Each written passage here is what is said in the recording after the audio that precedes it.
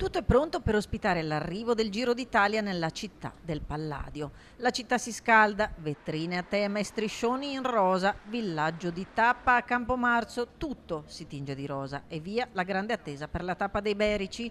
Scuole della città che chiuderanno alle 12 per consentire a studenti e personale scolastico il rientro a casa, visto che la viabilità di molte strade comunali sarà modificata e rimodulato il trasporto pubblico. Attese migliaia di persone ad accogliere i corridori che in questa tappa dei Berici, arrivando da Longare e dopo un primo passaggio a Monteberico, effettueranno un giro di un circuito impegnativo tra Vicenza e Arcugnano per chiudere la gara in salita davanti al Santuario Mariano. Ma tra i vari comuni che parteciperanno alla festa, l'Onigo non manca di ricordare il suo campione, scomparso tragicamente 2 anni fa, Davide Rebellin. Per questa tappa del Giro tutta la città vuole fare festa in suo onore e proprio per fargli onore la tappa passa proprio davanti alla casa di Davide Rebellin e al bar Ultima Tappa della sua famiglia.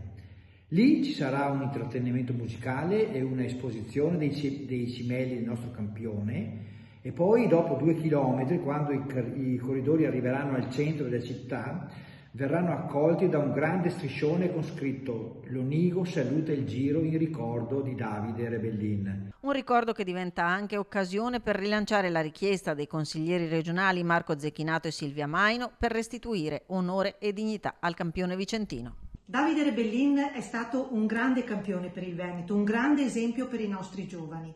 Domani il Giro d'Italia passerà per l'Onigo, vicino alle sue terre, vicino alle nostre terre. Noi vogliamo ricordare ancora Davide e la battaglia che come consiglieri della Regione Veneto stiamo facendo per ottenere quella medaglia da lui vinta alle Olimpiadi e mai restituita.